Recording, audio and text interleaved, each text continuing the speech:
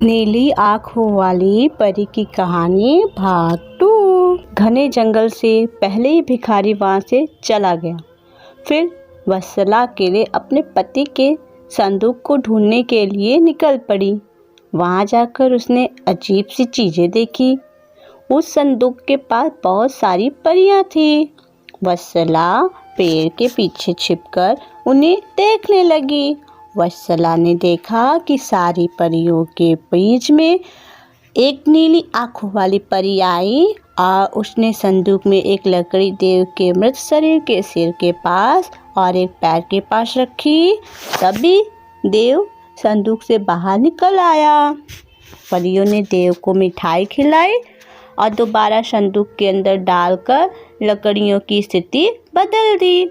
रोज रात को नीली आंखों वाली परी इसी तरह से देव को संदूक से बाहर निकालती और फिर उसी में भेज देती। वत्सला डरते हुए उसी जंगल में फल खाकर 3 से 4 दिन तक यह सब देखती रही। एक दिन वत्सला ने भी संदूक खोलकर नीली आंखों वाली परी की तरह ही लकड़ी की स्थिति को बदला। तभी देव संदूक से बाहर निकल आया। देव ने जैसे ही अपनी पत्नी को देखा वो हैरान हो गया। देव कुछ बोल ही रहा था कि अचानक वत्सला बोल पड़ी, मैं आपको इस जंगल में इस स्थिति में रहने नहीं दूंगी, आपको मेरे साथ चलना होगा। देव ने वत्सला को समझाते हुए कहा, मैं नीली आंखों वाली परी की वजह से ही इस दुनिया में आया हूँ। मैं उनकी आज्ञा के बिना कहीं नहीं जा सकता। तो मेरे संदूक में रखा हुआ एक घड़ा अपने साथ लेकर मेरे राज्य चली जाओ। वहाँ छुपकर रहना। तुम्हें 9 महीने बाद एक पुत्र होगा, तब मैं तुमसे मिलने आऊँगा। अब तुम लकड़ी की स्थिति बदलकर मुझे पहले की तरह संदूक में जाने दो। वत्सला ने अपने पति के कहे अनुसार ही किया। सबसे पहले संदूक में पति को भेजा। फिर वह दही का एक घड़ा लेकर रूप बदलने के बाद राजमहल पहुंची और रानी को चिट्ठी भेजकर रहने के लिए जगह मांगी। रानी ने दया करके उसे राजमहल के पास ही एक कमरा रहने के लिए दिया। जब रानी को पता चला कि वह गर्भवती है तो रानी उसका ख्याल भी रखने लगी। जब वत्सला ने बच्चे को जन्म दे दिया तो देव उससे मिलने के लिए आया। उस समय रानी पास से ही गुजर रही थी। उन्होंने तुरंत अपने बेटे को पहचान लिया। रानी सीधे देव के पास पहुंची। आप पूछने लगी, यह तुम्हारी पत्नी है, यह तुम्हारा पुत्र है, तुम जीवित हो, अब मैं तुम्हें कहीं नहीं जाने दूंगी।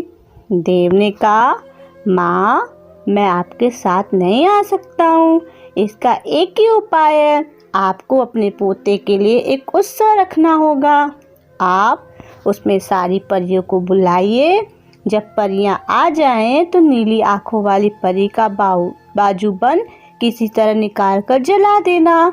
उसके बाद नीली आंखों वाली परी से मेरे जीवन का वरदान मांग लेना। इतना कहकर राजकुमार देव वहाँ से चला गया। उसकी माँ ने दुखी मन से उसे विदा किया। कुछ ही दिनों में रानी मैत्री ने अपने बेटे देव के कहे अनुसार जश्न रखा और सारी परियों को भी बुलाया। सभी जश्न में डूबे हुए थे। तभी रानी मैत्री का पोता रोने लगा। रोते बच्चे को देखकर नीली आंखों वाली परी ने उसे अपनी गोद में उठा लिया। तभी रानी मैत्री ने परी से कहा, देखिए न, इसे आपका बाजूबंद पसंद आ गया है, तभी तो आपके पास आते ही इसने रोना बंद कर दिया। क्या आप कुछ देर के लिए अपना बाजूबंद इसे खोलने के लिए दे देंगी? परी ने तुरंत अपना बाजूबंद उस बच्चे को दे दिया। रानी मैत्री को इसी मौके का इंतजार था। उसने सबकी नज़रें बचाते हुए उस बाजूबंद को आग में डाल दिया। नीली आंख वाली परी ने अपने जलते बाजूबंद को देखकर रानी मैत्री से पूछा, आपने यह क्या किया? अब हम आपके बेटे देव को अपने पास उस जंगल में नहीं रख पाएंगे।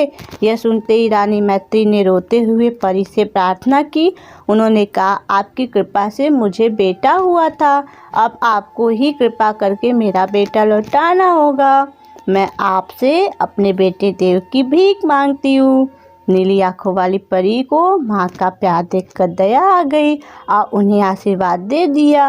परी के आशीर्वाद से राजकुमार देव संदूक से निकलकर घर लौट आया। राजकुमार अपने परिवार के साथ खुशी खुशी रहने लगा। तो इससे क्या सीख मिलती है? विनम्रता से सबका दिल जीता जा सकता है और सब्र व सही रणनीति से इंसान मुश्किल काम को भी पूरा कर लेता है। नीली आंखों वाली परी की पहली कहानी आपको हमारे डिस्क्रिप्शन में मिल जाएगी। Thank you.